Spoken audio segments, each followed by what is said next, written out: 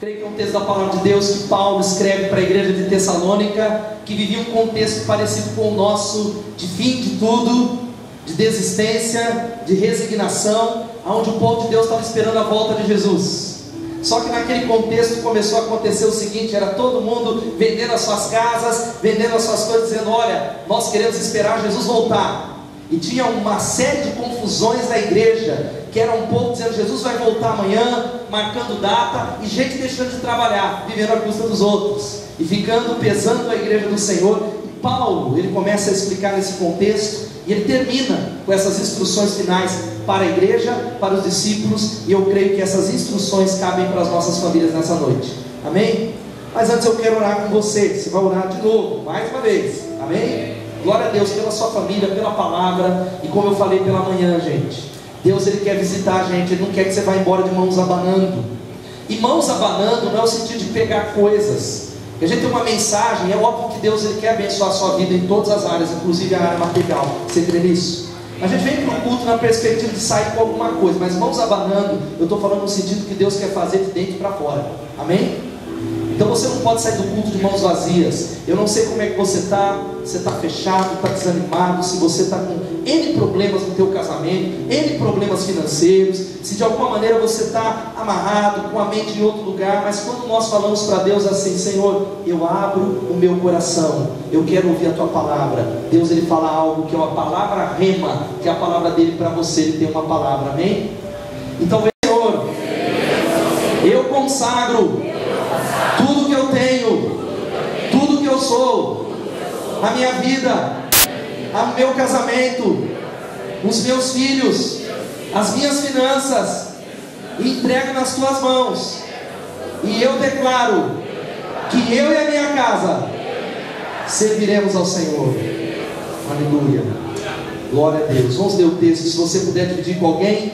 Texto da palavra de Deus que diz assim, de 12 a 28. Agora lhes pedimos, irmãos, que tenham consideração para com os que se esforçam no trabalho entre vocês, que os lideram no Senhor e os aconselham.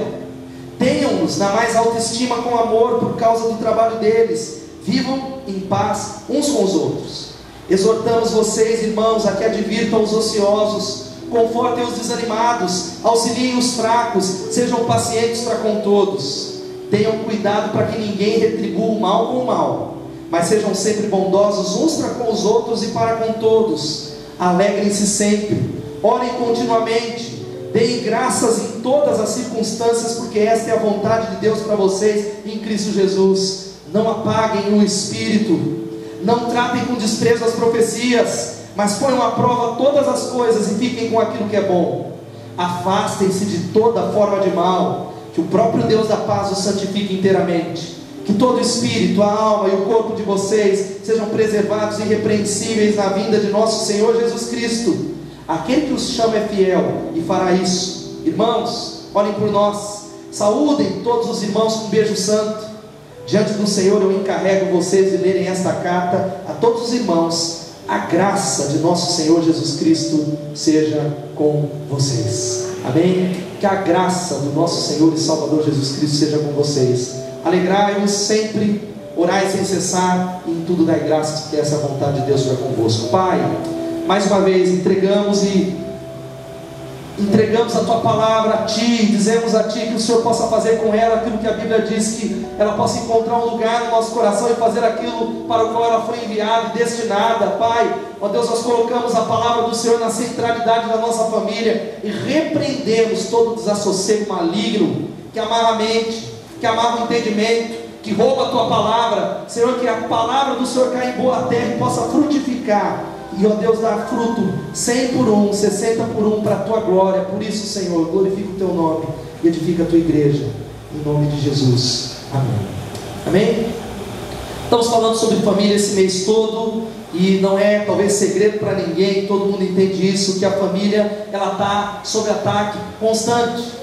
Eu não preciso repetir o que foi falado ontem no encontro de casais. A gente teve 130 casais aqui, glória a Deus, 45 que não são da igreja. Cadê o povo que veio ontem? Queria que você fizesse só aceno com a mão. Se viesse todo mundo, na verdade quase não deu. A gente tem mais ou menos 200 casais, um um pouco mais, glória a Deus por isso. E ontem foi abordado de maneira especial pelo pastor Elias, mas nós precisamos entender isso. A família não é mais aquela instituição inabalada, não é mais aquela instituição que não sofre reveses. Aquele conceito de casamento perfeito não existe. Você sabia disso? Talvez você que está incontente com o teu casamento, você mulher que casou e diz assim: mas pastor, eu esperava uma coisa, mas talvez ele não é como eu imaginava. Não existem casamentos perfeitos. Você pode falar: não existem casamentos perfeitos? E da mesma maneira não existem famílias perfeitas. Aquele ideal bíblico que eu sei que muitas pessoas têm, nós trabalhamos para com ele, da família ideal, ele não existe. A família ideal muitas vezes para a gente é um pai, mãe, 2 filhos e um cachorro. E nós cremos que isso tem sido solapado pela nossa sociedade. A família perfeita não existe. Eu tentei procurar nas escrituras dessa semana para trazer a mensagem, para ministrar um ideal de uma família perfeita, as características de uma família perfeita, mas ela não existe nas páginas da Bíblia. Isso nos traz um consolo, nos traz talvez uma atitude de resignação, ou uma atitude de conformação, dizer: é isso mesmo, né, pastor, já era, não tem família perfeita. Pelo contrário, a Bíblia diz que é possível, mas há muitas forças mudando o cenário da família. Há vozes lá fora falando que a família acabou, já era, não há família perfeita, que ela não é mais relevante, mas a família não acabou. Você pode falar amém? Ela apenas está fragilizada, precisa ser fortalecida. Quando nós entendemos que a palavra de Deus tem conselho para o nosso coração, a palavra de Deus pode nos mudar. Porque se você olhar, a sociedade não apresenta nunca uma família normal. Liga a televisão, não vou repetir a palestra de ontem. A televisão não retrata uma família normal. É só talvez todo o contexto de adultério, de dificuldade, de aberrações, e nós precisamos resgatar esse valor. Mas para isso, olha aqui para mim, você precisa investir na vida da sua família. Diga amém. Para que nós possamos construir famílias que durem, famílias que não acabem, famílias que podem passar por tempestades, por lutas, por dificuldades, mas que permanecem unidas na presença de Deus, famílias que não acabam por qualquer motivo. Nós precisamos investir na nossa família para que ela não acabe, porque há sempre algo a melhorar na família. Aparecer na tela algo, você está vendo no fundo esse animalzinho, que é o mico-leão dourado. Quem já conhece esse animal aí ouviu? Você não deve ter visto que ele está em extinção.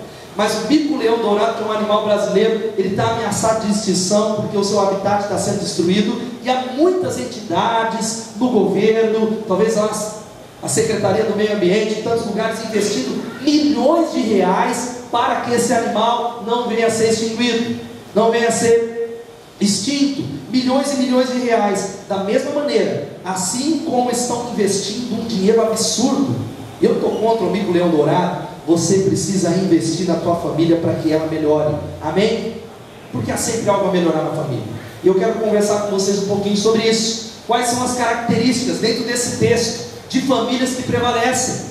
Famílias que não são perfeitas, mas famílias que apresentam características bíblicas para que elas venham durar e ser famílias que são locais da graça, da manifestação do poder de Deus e da presença e da alegria do Senhor. Primeiro, e antes de passar aqui, líderes de célula, se a gente correr, você ficar sem anotar, pega aqui no pendrive, manda para você lá no teu e-mail, tá? Que a gente vai caminhar.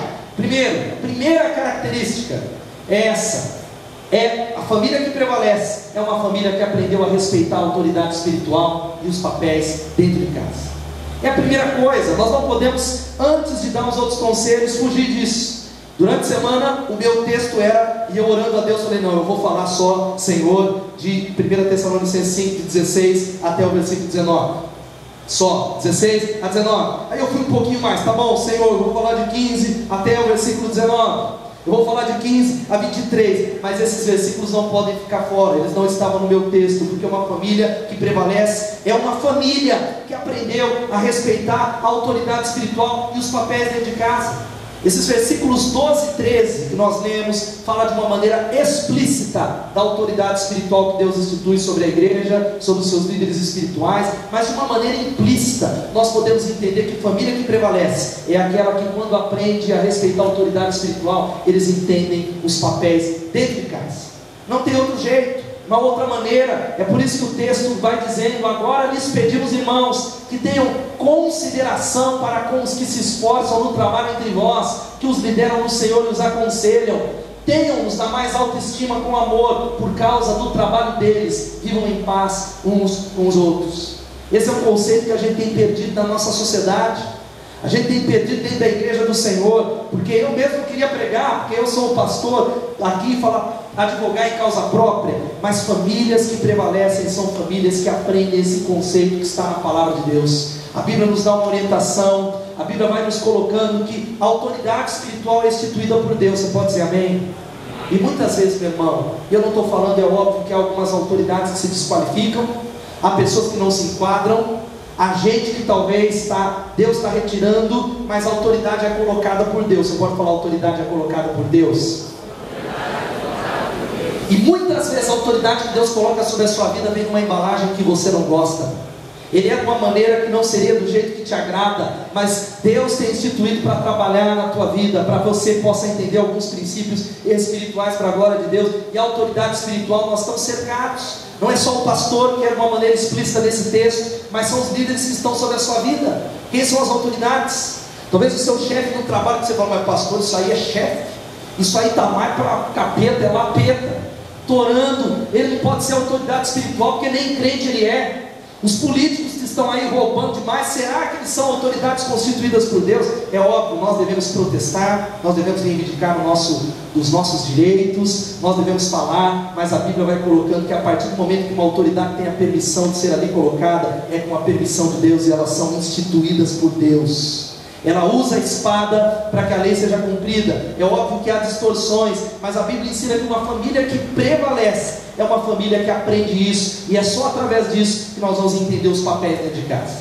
O texto de Efésios 5 nós já sabemos. Quando nós começamos a viver no contexto da comunidade, sujeitando-nos uns aos outros, honrando, amando, nós começamos a ver uma vida familiar equilibrada. Mulheres começam a se sujeitar aos seus maridos, amém? A Bíblia coloca isso não como dominação. A Bíblia, quando diz mulheres, sujeitem-se aos seus maridos, a ideia não é em nenhum momento de maridos que dominam como feitores, mas está falando de liderança, de direção de Deus, de direção do Senhor. E eu quero dizer para as mulheres em primeiro lugar, se vocês querem que as suas famílias sejam aquilo que Deus espera delas, que a tua família experimente a bênção de Deus, permitam os seus maridos liderarem. Digam amém.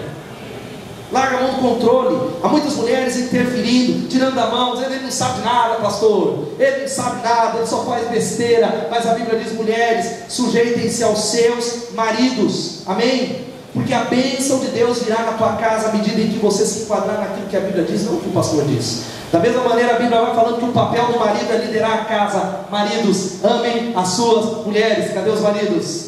Amém? Mas a Bíblia não para por aí. Se fosse só isso, estava muito bom. A Bíblia diz, maridos, amem as suas mulheres como Cristo amou a igreja.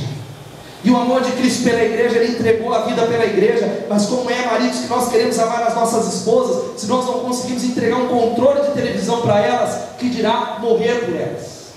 Se nós não conseguimos talvez auxiliar de alguma maneira, que dirá morrer por elas? Esse é o processo da autoridade espiritual que começa dentro da casa de Deus, começa no nosso coração. Nós começamos a entender esse princípio da autoridade espiritual. Filhos que honram os pais, amém? Não importa se o seu pai é o pai ideal, filhos que honram, filhos que respeitam, filhos que valorizam o seu pai, não importa quem ele seja e não importa a sua idade. A Bíblia diz, honra teu pai e tua mãe, para que se prolonguem os teus dias na terra. Eu tenho falado tanto sobre isso, mas a Bíblia também dá uma palavra para os pais. Pais, não irritem. É o processo. Mas sabe por que a gente não vive isso dentro da nossa casa? Porque a gente se esquece desse versículo 12 e versículo 13.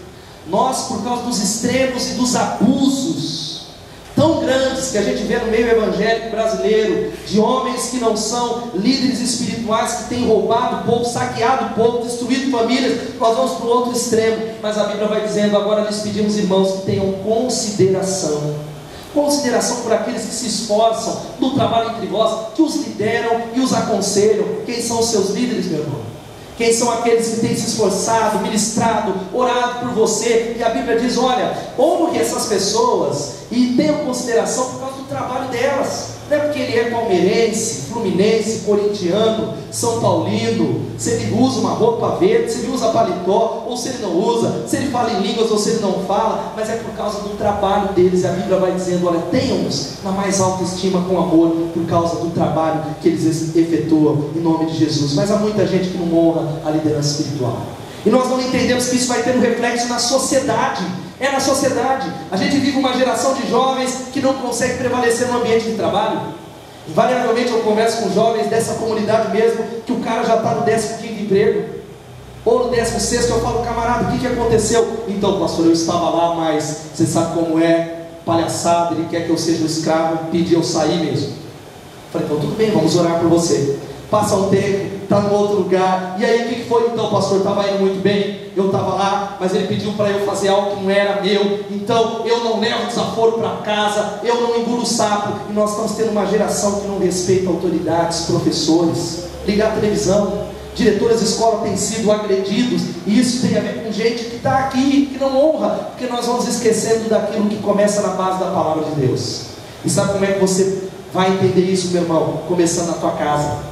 Como é que nós honramos essas autoridades? Como é que nós mostramos consideração pelos líderes, pelos pastores? Como é que nós fazemos isso? Primeiro, orando por eles, orando, ensinando os nossos filhos. E a melhor coisa que eu vejo são crianças desse ministério infantil, jovens, e não estou falando de reverência no sentido idolátrico, que aqui é homem como eu e você, mas que aprendem o princípio da autoridade espiritual. Desde cedo aprendem que um diretor precisa ser respeitado, um professor precisa ser respeitado, a autoridade precisa ser respeitada. E é muito lindo, isso começa em casa. Você pode falar amém? Amém.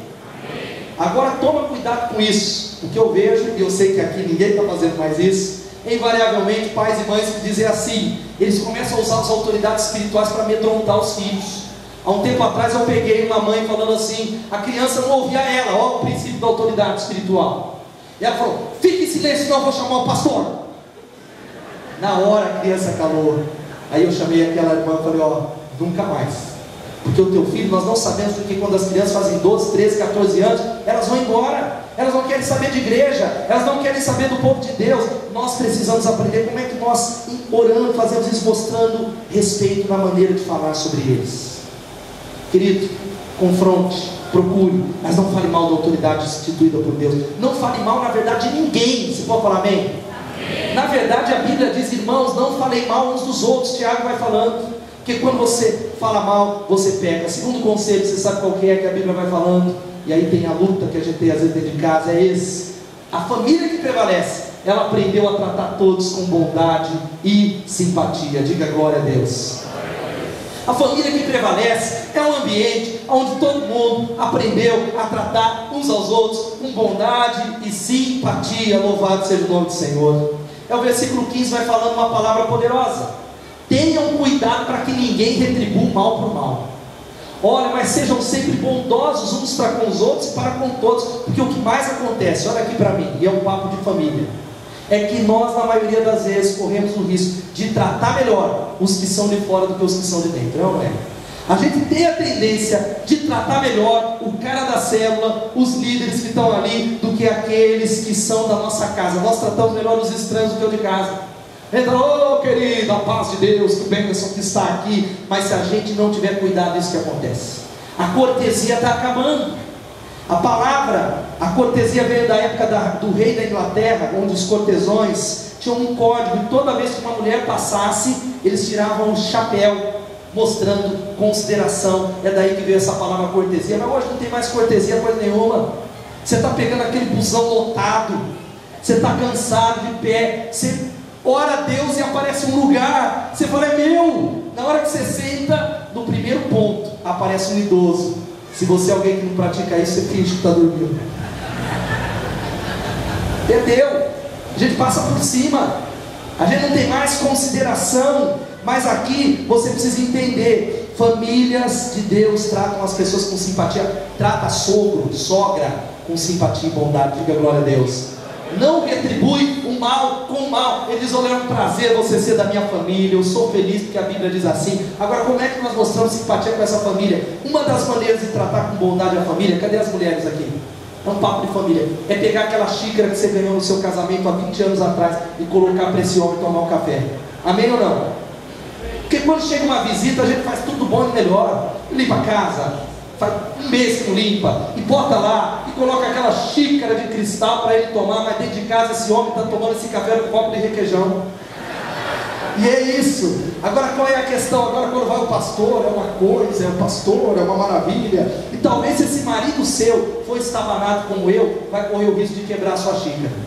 Pode ter certeza. E aí você vai talvez reclamar de mim nessa semana, que você vai praticar essa palavra. Você vai ver que ele vai esbarrar, não vai jogar café, vai rodar aquela xicrinha sua, vai quebrar, e você vai correr o risco de falar: a culpa é do pastor Ricardo, volta a tomar café no copo de requeijão. Seu estabanado, você não tem jeito, você não tem tato. Agora eu volto a palavra: se fosse eu na tua mesa derrubando essa xícara, que isso, pastor Ricardo, fica tranquilo, xícaras são para quebrar. Já aconteceu isso, eu totalmente sem jeito quebrei, pelo amor de Deus, eu limpar de maneira nenhuma, você é a nossa visita. Nós corremos o risco de tratar melhor os de fora do que os de dentro. Nós tratamos mal gente que talvez não se importa. Agora olha aqui para mim, é um papo de família. Trate com gentileza quem vai chorar no seu enterro. Amém ou não? Amém. É sério, gente. Trate com gentileza quem vai chorar no teu enterro. E eu vou abrir um parênteses, porque isso é sério. Quando está acontecendo sepultamento, está acontecendo enterro, vamos abrir aqui um português claro. Quem está chorando é quem ama lá o defunto que está chorando, porque o resto eu já vi em vários velórios, nego falando, contando piada, nego falando de jogo de futebol, nego vendendo carro, já vi até gente falando: poxa vida, eu tinha um negócio lá em São Paulo, o miserável foi morrer bem agora, tive que cancelar. Que a questão é: trate de maneira especial aqueles que amam você. Agora a grande dificuldade em praticar essa palavra é porque nós convivemos com os irmãos aqui só na célula, talvez no domingo, e está todo mundo cheirosão para a glória de Deus, amém? Agora nós convivemos com o marido e com a esposa, com quem a gente convive mais, os defeitos aparecem mais. É todo dia, todo dia, todo dia. É óbvio que tem coisa que precisa melhorar, você pode falar amém? Porque uma coisa é o cara de fora arrotar, outra coisa é esse marido que arrotou, pediu desculpa e depois já largou, não tem mais vergonha.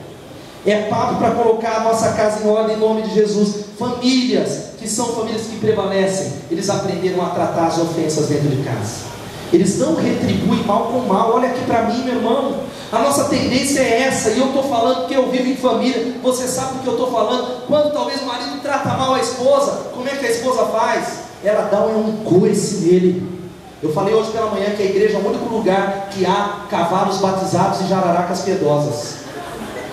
Gente que retribui o mal com o mal, que é vingativo, que diz: então você vai passar sua roupa, você vai fazer sua comida, você se vira. E nós vamos deixando a falta de perdão, famílias que ficam sem se falar dentro de casa, pais que não falam com filhos, filhos que não falam com pais. A doença vai entrando, Satanás vai achando uma porta, essas famílias não há mais comunicação, o amor ficou lá atrás por alguma razão. E gente, em nome de Jesus, em nome de Jesus, quantos são pais adolescentes? Levanta a mão aqui. A minha filha tem 4 anos ainda, eu tenho jejuado, orado, abençoado a vida dela. Eu sei que não é fácil, porque se marcar, essa é a linguagem popular, você fica sem falar com ele, porque não é fácil. Mas nós precisamos decidir quem manda na nossa casa. Famílias onde o povo não se respeita mais, não tem comunicação. O marido sai para comer uma pizza com a esposa, e eles vão lá, e a única coisa é um olhando para a cara do outro, se olhar, esperando e comer a pizza, e vão embora sem conversar. Não tem diálogo mais, não tem conversa. É igual aquela história, eu já contei um tempo atrás, de um recém-casal, havia acabado de celebrar o casamento, estava indo para a lua de mel, eles estavam no burrinho, e aí o burrinho estava lá, indo para o lugar, o burrinho empacou o burrinho, o homem puxou, ele pegou um chicote, mas ele deu no burrinho, e ele falou assim para o burrinho: pum! E o burrinho continuou andando. O burrinho estava indo embora, ele empacou de novo, ele pegou o chicote, ele virou para o burrinho e falou: 2! E continuaram andando. Aí perto do final o burrinho empacou de novo, ele falou: 3! Pegou uma arma e pá! Matou o burrinho. E a mulher começou a se descabelar e gritar: pelo amor de Deus, pare com isso. Ele olhou para ela e falou: 1. Muitos de nós estamos agindo assim na nossa casa. Muitos de nós agimos assim na nossa casa. Não é para marido fazer isso em casa, não. Falta de comunicação. A Bíblia vai falando, gente, mágoas que vão sendo acumuladas, mulheres que têm destruído a casa. A Bíblia vai colocando aqui de maneira: olha, é melhor viver no deserto do que com uma mulher briguenta e amargurada. É a Bíblia, gente. Serve para homens também. Você parou para entender o que é o deserto? Eu nunca fui. É melhor morrer, ficar morando lá, passando sede, com a garganta ressecada, do que debaixo de um teto com uma mulher briguenta e amargurada, que reclama, reclama, reclama, e a Bíblia continua dizendo que o filho tolo é a ruína do seu pai, e a pique, pique, pique. É assim. Nós precisamos resolver, tratar com simpatia e bondade. Gente, em nome do Senhor Jesus, esse é um tempo para fechar com restauração. Filhos que odeiam os pais, mas odeiam os pais pelo fato de existirem pais que irritam seus filhos. E há muita coisa que os seus filhos não dizem, que você não sabe. Há entre talvez os pais, talvez há pais que estão se degladiando na luta em glória, competição por um prêmio medíocre, que é estar certo ao invés de estar junto. É tempo de pedir: Espírito Santo, toma conta da minha casa. Terceiro, sabe qual que é a característica da família que vai prevalecer? Eles têm a alegria como uma escolha no seu dia a dia. Diga glória a Deus. Aleluia. A Bíblia vai falando: olha, alegrem-se continuamente, alegrai-vos no Senhor. Filipenses vai dizendo, outra vez digo, alegrai-vos. Diga aleluia. Dá um sorriso aí, meu irmão, dói aqui. A Bíblia vai falando que famílias que prevalecem, a gente, os membros da família, riem juntos. Aleluia. São famílias que o povo gosta um da companhia do outro, gosta de um estar com o outro. É aquela mulher que gosta de estar com o marido. Ele está ficando careca, mas como ela acha a careca dele charmosa demais. Aleluia.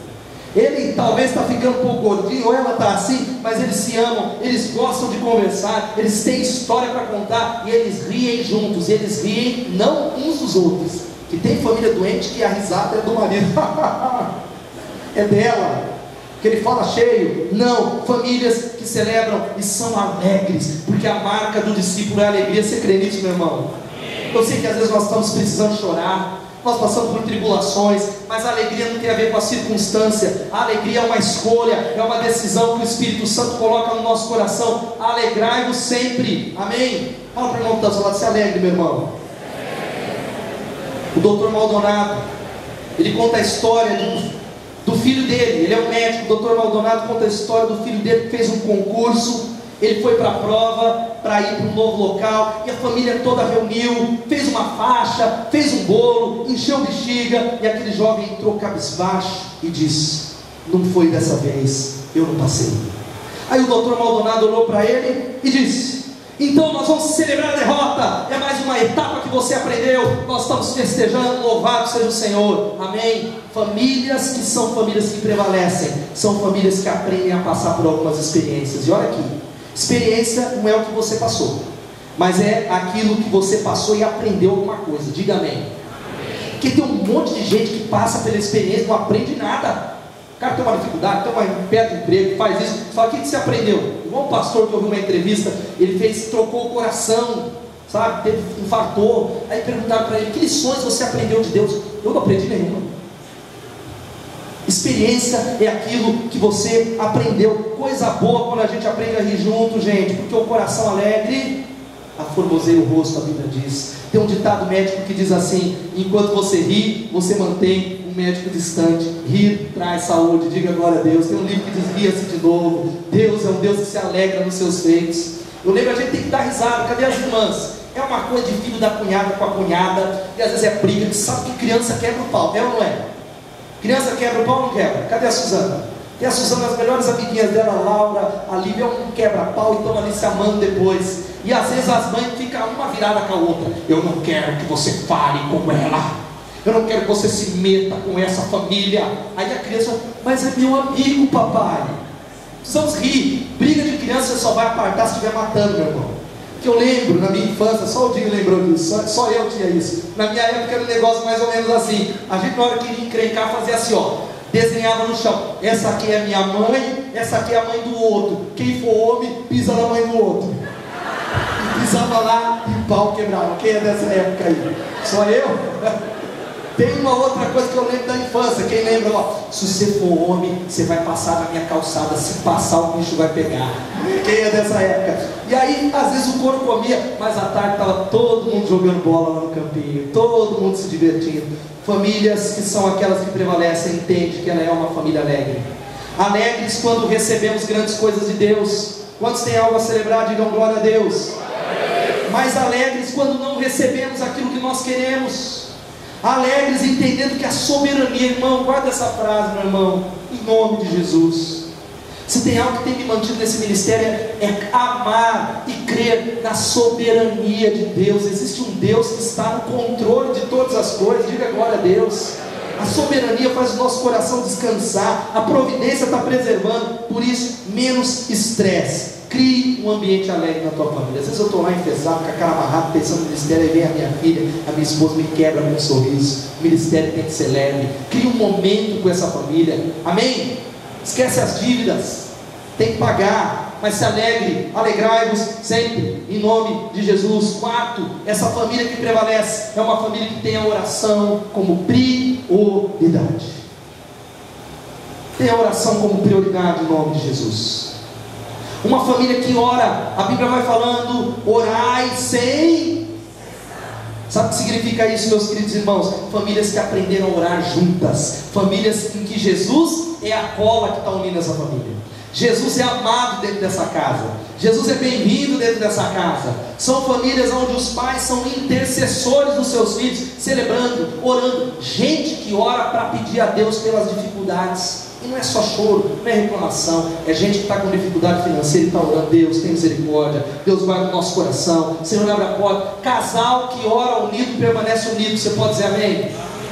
Tem a ver com você, homem, orar pelos teus filhos. Não importa a idade deles. É tempo de começar isso. Eu falei na primeira celebração que a minha filha tem 4 anos. E de verdade, não tem um momento que eu pego ela, que eu não a beijo e fale, olha, você é especial papai, o papai te ama, e que eu não ore por ela. Todo momento, pode ser o que a gente está fazendo. Eu coloco as mãos na cabeça dela e falo, que o Senhor te abençoe da cabeça aos pés. Pode parecer até maluco, estou abençoando, estou orando pelo futuro. Demore muito, Senhor Jesus, voltar marido dela.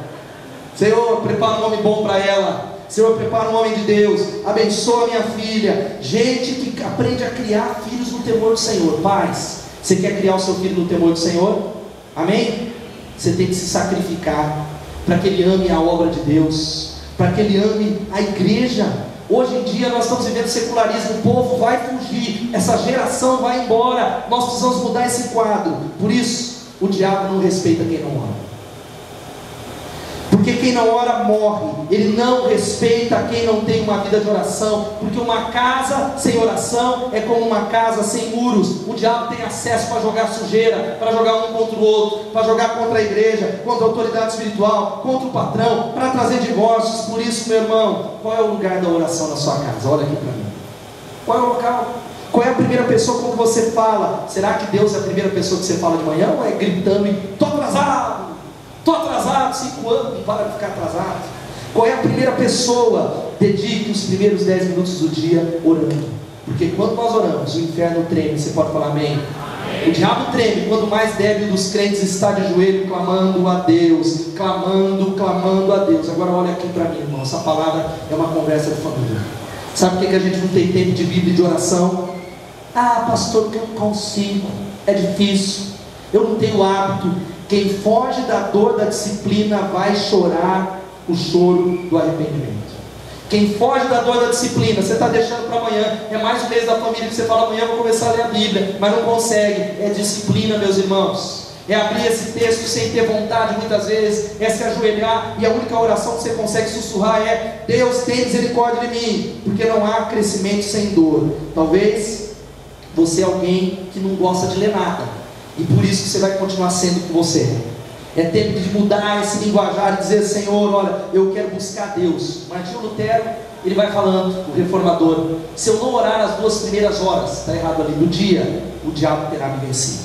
Se eu não orar as primeiras 2 horas, o diabo terá me vencido. E muitos de nós não estamos orando. Nós precisamos orar, gente, todo o tempo. Orar sem cessar. É orando naquele trabalho, é dirigindo, abençoando aqueles que estão à direita, à esquerda, as casas, as crianças, os jovens, na fila do supermercado. Diga: Senhor, abençoa essa caixa ou esse caixa mal-humorado que tem atendido a gente mal. Abençoa ele da cabeça aos pés. Aleluia. Amém ou não? É abençoar. E Deus tem colocado no caminho para eu abençoar todo mundo em oração. E uma das maiores dificuldades que eu tenho é caixa de supermercado. Não precisa levantar a mão se você trabalha nisso. Se você trabalha, você tem que ser diferente, mal-humorado. Você vai no mercado para prestar o serviço e o cara joga: Era uma das coisas que mais acabava comigo. Eu antes, sabe, meu Deus, só tem que falar, tem que dar uma palestra nesse mercado, tem alguma coisa, mas Deus está trabalhando na gente. Ore abençoando, ore abençoando o seu patrão, ore abençoando a sua família, ore em todo tempo em nome de Jesus, e menos conversa fiada, menos papo jogado fora, em nome de Jesus. Quarto, quinto, sabe qual é a característica dessa família que prevalece? Essa família que é cheia de Deus é uma família que cultiva a gratidão em todas as circunstâncias. E essa é a palavra-chave, meus irmãos. Olha o que a Bíblia vai falando: em tudo dai graças, porque essa é a vontade de Deus para convosco em Cristo Jesus. E em quantas coisas nós temos que dar graças? Em todas. Entra o desemprego, sim, entra a dificuldade com filhos, entra a dificuldade na igreja, entra a dificuldade nos relacionamentos. A Bíblia não está talvez ensinando você a falar, que beleza, quanto mais problemas melhor, aleluia, porque eu posso dar graça, não é isso. E nem o princípio de Poliana, como eu falei hoje cedo, que é aquele, quebrei um braço, mas glória a Deus que eu podia ser dois. Não é isso que a Bíblia está ensinando. A Bíblia diz: em todas as coisas nós estamos entendendo que Deus tem um plano, e nós podemos nos regozijar e viver positivamente para a glória de Deus, amém? Ele está agindo. Nós podemos aprender a dar graças, ao invés de reclamar, louvar a Deus, celebrar a Deus, porque quando nós louvamos, as portas da ação de Deus, como Paulo na prisão. Paulo e Silas estavam presos em Atos capítulo 16, eles foram chicoteados, mas a Bíblia diz que à meia-noite, Paulo e Silas começaram a cantar louvores e dar glórias a Deus, e as portas das prisões se romperam, e eles foram livres. Aplauda o Senhor por essa palavra. Quando eles começaram a dar graças a Deus, a louvar ao Senhor, em tudo dai graças, porque essa é a vontade de Deus para você, meu irmão, em nome de Jesus. E sabe o que você precisa entender? Olha aqui para mim, domingo que vem talvez a mensagem seja sobre isso. O sofrimento, o deserto é a agenda de Deus para você. Não é para você ficar ali, mas você precisa passar por ele. Deus está no controle, trabalhando o teu caráter, e nós precisamos aprender que família saudável é aquela que aprende a enfrentar o sofrimento, dando graças, cultivando a gratidão, celebrando ao Senhor, porque, irmãos, o sofrimento chega ou não chega? E o sofrimento tem a ver com a mudança, com o desemprego, com a idade. Cadê as mulheres? Idade chega. Cadê o povo que tem menos de 30 anos? Levanta a mão, quem tem menos? Olha, muita gente que igreja está ficando velhinha, Bethesda, viu? Era mais. Eu passei dos 30. Vai chegando, começa a dar um problema. A gente começa a esconder a idade. Eu estou com quantos exércitos? Quanto? Não esconda, minha mãe. Não esconda. Você está chegando a 50, 60 anos. Tem gente que não chegou e tem gente que não vai chegar. Eu estava assistindo uma reportagem, uma entrevista com a Marieta Severo, aquela atriz, e a Sandra Lemberg falou: quantos anos você tem? Você pode falar? Ela falou: eu tenho 65. E eu falo porque tem muita gente que não chegou nessa idade. Eles aprendem com a vida, eles aprendem a expressar gratidão em palavras, em cânticos, em orações, em ofertas. Eles mandam embora a reclamação em nome de Jesus, porque quando você manda embora a murmuração, você bate a porta na cara do diabo, ele não entra na sua casa. Diga glória a Deus. Cada vez que você decide louvar a Deus e não reclamar, o diabo vai embora, e Deus é louvado e adorado, e a unção de Deus cai sobre a sua cabeça. Por isso, em tudo dai graças. Mas você precisa curar essa mania de reclamar de tudo. Ah, não gostei dessas cadeiras pretas porque as brancas eram melhores. Ah, porque a branca dói aqui a parte de trás. Ah, porque eu preferia isso. Ah, porque ontem o encontro de casais podia ter coxinha, mas deram não sei o que. Ah, porque foi nesse hotel e eu preferia Águas de Lindóia. Aí vai para Águas de Lindóia, eu prefiro Serra Negra. Eu estou brincando, mas a gente reclama demais. Murmura, murmura, murmura. Nós vamos fazer uma campanha, um desafio, não sei quantos nesse ano, 2013, se Jesus voltar. 21 dias de oração contra a murmuração, vai ser a ênfase. E aí eu quero desafiar você que é reclamão. Faz um desafio, se você tem relógio, coloca no braço direito. Toda vez que você reclamar e você se lembrar, muda para o braço esquerdo. Experimenta para ver, vai ter gente que vai ficar assim toda hora. Mas é tempo de tudo dar graças, porque esta é a vontade de Deus. Sexto e penúltimo, sabe qual que é essa família que prevalece, gente, em nome de Jesus? É uma família que ela está aberta para a ação do Espírito Santo de Deus que está nesse lugar. Diga glória a Deus. É uma família que se abre. A Bíblia vai colocando, versículo 19: não apagueis o Espírito Santo. Gente de Deus, Eu tenho orado a Deus, Deus tem misericórdia, porque muitas vezes eu tenho apagado o Espírito Santo sem perceber. Deus tem misericórdia, e o Espírito Santo é apagado das coisas pequenas. O Espírito Santo é abafado. Há muito crente que está vivendo em derrota, cabisbaixo, sem alegria, porque apagou o Espírito Santo. E nós precisamos dar ouvidos à voz do Espírito Santo. Ele precisa ser a primeira voz que você vai ouvir de manhã e dizer: Espírito Santo, seja bem-vindo na minha vida e na minha casa. Diga glória a Deus. É o Espírito de Deus, porque o Espírito Santo é uma pessoa. Você pode falar: o Espírito Santo é uma pessoa? E você pode falar: o Espírito Santo é Deus? Aleluia. E essa é a pergunta: você ouve o Espírito Santo, meu irmão e minha irmã, quando entra na fila do mercado? Você ouve o Espírito Santo quando você sai para dirigir? Você permite que o Espírito Santo calcule e faça o cálculo do seu orçamento? Você chama o Espírito Santo para decidir e perguntar para ele: olha, Espírito Santo, o que tu queres que eu faça com esse aumento, com esse dinheiro? Espírito Santo, será que você ouve o Espírito Santo quanto ao tempo que você dedica à sua família? Você se submete ao Espírito Santo. Essa é a voz que eu quero ouvir, essa é a voz que você precisa ouvir. Bom dia, Espírito Santo tem que ser a primeira palavra, porque Ele é o Deus que habita em nós. Diga glória a Deus. Mas nós não podemos fazer isso. Não apagueis o Espírito. Nós apagamos o Espírito pelo pecado da omissão, que é deixar de fazer o bem, meu irmão. Você pode estar aqui, crente de Deus, mas pela omissão, aquele que sabe que deve fazer o bem e não faz, comete pecado. É uma das áreas que o Espírito é abafado, abafado e abafado. E é por isso que não há poder. Eu falei que há muitos irmãos que querem poder. Quantos querem o poder de Deus? Diga amém. Mas não consegue controlar a sua língua, não consegue controlar as suas finanças, a sua vida com Deus, porque necessitam do poder do Espírito Santo. A Bíblia vai falando: não entristeçam o Espírito Santo de Deus, com o qual vocês foram selados no dia da redenção. E juntos, eu estou aqui nesse processo pedindo a Deus como você, meu amigo. Sabe como é que a gente apaga o Espírito na nossa casa, e Deus na nossa casa, com essas coisas pequenas? Livrem-se de toda a amargura. A gente guarda a amargura uns contra os outros. Se marcar, a gente guarda. É uma coisa mais forte que a gente. Olha, indignação, que é aquela ira explosiva. Você que por qualquer motivo explode. A ira, que é aquela coisa de todo dia por qualquer coisa. Gritaria.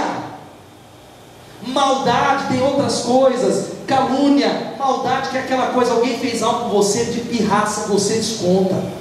Você desconta em casa, você finge que não viu, você faz isso. Maldade. É tempo de pedir: Espírito Santo, venha à minha casa. Espírito Santo. E a Bíblia continua dizendo: nós não vamos correr nesse texto, você lê na sua casa, que há outras áreas. Sabe como que nós podemos fazer exortações positivas? Ponham à prova todas as coisas. Fala para o irmão que está do seu lado: põe à prova tudo. Ou seja, olha, ouça a profecia, mas prova tudo, irmão. Tem que ler a Bíblia. Não é porque eu estou pregando aqui que você tem, ouve a sua autoridade espiritual, mas você tem que saber o que a Bíblia diz. E se eu estiver falando um negócio que não tem a ver com a Bíblia? Prove todas as coisas e fique com aquilo que é bom. Você pode dizer amém? Amém. E abstende-vos de toda a aparência. Jovens, principalmente. Aparência é aquilo que você fala assim: tem nada a ver, pai, mãe. Tem nada a ver. Nada a ver, nada a ver, nada a ver. Não é assim? Tem líder que fala isso aí: nada a ver, pastor. Gente, o nada a ver é a aparência do mal em muitas situações. Abstende-vos, fujam de toda aparência de escuridão, de toda aparência do mal, em nome de Jesus. Por isso a pergunta é essa, antes do último conselho: como é que você está pagando o Espírito Santo na sua vida, meu irmão? É a língua? É o coração duro? Mas era algo cultural, mas era algo que tinha a ver com, além disso, sabe o que é essa expressão? Tem a ver com amar afetuosamente uns aos outros. Amar afetuosamente no contexto da igreja. Igrejas que crescem são igrejas que se amam, mas isso vale para a tua família, em nome de Jesus. Você pode falar amém ou não? Amém. Agora eu falei aqui, gente que tem dificuldade para mostrar afeição, é ou não é? Pastor, eu falei, vou usar o Ricardo de novo, ele ministrando lá no retiro de casais ontem, tem uma palavra: olha, fala isso para sua esposa. Eu olhei para ele aqui, foi tranquilo, mas eu falei: eu quero ver, eu queria estar de frente para ver, porque a gente tem dificuldade de expressar. Talvez falar: abraça a sua esposa. Aí eu falei hoje de manhã, e o cara: ei, comadre, fala aí, gente que se ama, dá um abraço da sua esposa. Esposa. Pais que não conseguem abraçar os filhos, gente que não consegue demonstrar isso, porque todo mundo, gente, gosta de um beijo, de um abraço, mesmo você que é mais durão. Conta-se uma história de um rei muito maluco na Idade Média, que ele queria entender o papel do afeto, do toque e do carinho, e ele pediu para os seus súditos pegar algumas crianças abandonadas, e eles colocaram no orfanato, onde eles teriam comida, tudo que era necessário para a sobrevivência, e carinho e afeto. Uma outra quantidade de crianças no outro orfanato, eles teriam tudo, menos carinho e afeto. Passou um tempo, sabe qual foi o resultado? As crianças que não tinham carinho e afeto morreram todas. E o rei foi perguntar: mas morreram do quê? Pelo que falaram, de desnutrição afetiva. Falta de afeto mata. Tem muita gente morrendo com isso. Você precisa talvez melhorar, cuidar do seu casamento, meu irmão. Talvez seja um pouco duro como eu, que um tempo atrás um pastor amigo, ele ligou: pastor Ricardo, eu estou ligando para falar que eu amo muito você de coração. E eu fiquei assim no telefone, para a direita, para a esquerda. Não sabia se eu falava amém, aleluia, bom dia. Às vezes é assim. Eu não consigo talvez ser como ele, mas nós precisamos aprender a expressar em nome de Jesus, amém? É talvez, marido, um torpedo, é um bilhete, é uma violeta, é uma rosa, é uma gérbera, sei lá, que mulheres gostam de gérbera, sei lá, tem alguém que gosta, meu casamento tem essas coisas, eu lembrei isso mesmo? Lembrei, hein? Glória a Deus, ponto para mim, aleluia. Eu não sei, são coisas pequenas do dia a dia. Tem espaço, homens e mulheres, para a individualidade de cada um. Nós somos um, eu e a minha esposa, amém? Mas há uma individualidade. Você não pode exigir que a sua esposa goste das mesmas coisas que você. Se ela não gosta de futebol igual a minha, não tem jeito. É legal, você explica, é muito joia, olha, emocionante. Se ela não gosta de UFC, não tem jeito, cadê os homens? Ela não vai gostar, não tem jeito. Ela vai falar: é muito sangrento, não é coisa de Deus, é muito violento, não tem jeito. Tem espaço. Não exija que a sua esposa torça para o Corinthians se ela torce para o Palmeiras e vice-versa. Não tem jeito. Não exija isso. Não exija ela torcer para o seu time. Desde pequena ela é Botafogo, ela é São Paulo. Não exija que ela goste de moda de viola, meu irmão, porque ela cresceu ouvindo música clássica. É igual aquele marido, quando é namorado é assim, ó: ah, escutou, eu queria lá, vamos ver um concerto ali no lugar lá no Teatro Municipal, vai ter uma orquestra. O cara vai, mas não vê a hora de acabar. Aí ele vai, aí quando casa, a mulher convida, ele fala: de jeito nenhum, nunca gostei dessa música terrível, eu ia para conquistar você. Não força, dê espaço. Por isso nós precisamos entender: briguem por questões mais importantes, promovam o dia da família. Quem é que tem o dia da família? Amém? Tem gente que todo dia é o dia da família também. O cara não move, o cara não sabe, ele só vai para a casa da sogra no domingo. A mulher não aguenta mais ir na casa da sogra. Sogras, não me matem. Famílias que duram são famílias que amam sogra, sogro e come lá. Mas não só lá. O cara não vai um domingo num lugar assistir um filme. É a mesma coisa. Gente que está lá. Nós precisamos aprender isso no nome do Senhor Jesus. Tem um videozinho, não precisa pagar tudo não, que às vezes é assim na sua casa com a sua esposa, ó. Está ali no notebook, no Facebook, Twitter. A esposa fala: oi meu amor, cheguei, tudo bem com você? Oi, dá atenção para mim. Ó, atenção. A gente está brincando, mas isso acontece. Acontece muitas vezes nas nossas famílias. É tempo de colocar ordem na casa, gente, em nome de Jesus. Família que expressa amor uns para com os outros. Quando foi a última vez? Agora aprendam a cuidar uns dos outros. Quero chamar a banda para chegar aqui. Porque nariz de defunto não cheira rosa. É um provérbio em inglês. Nariz de defunto não cheira rosa. No sepultamento talvez a gente envia flores, mas enquanto estamos vivos, enquanto estamos vivendo, expresse palavras em nome de Jesus, para a glória de Deus. Famílias que prevalecem, elas constroem memórias.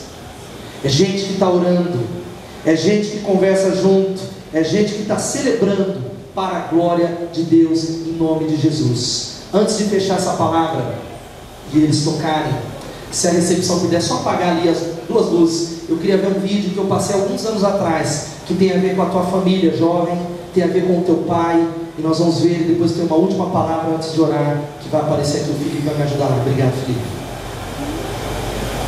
Vou voltar lá, está no quinto ponto.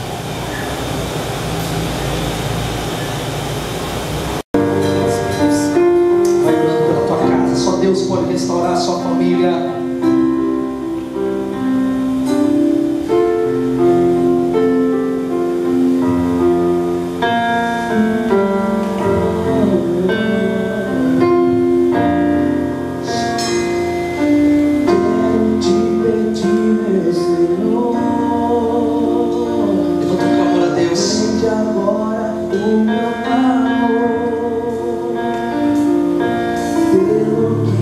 fizeste perfeito e que o homem roubou.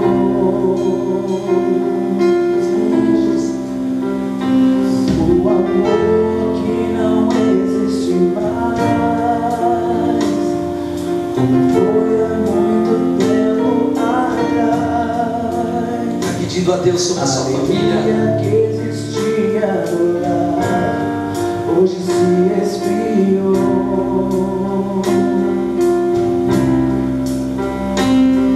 O filho que dos pais se esqueceu, a família que não se fala mais, a filha que perdida está, o casal que pensa em se separar,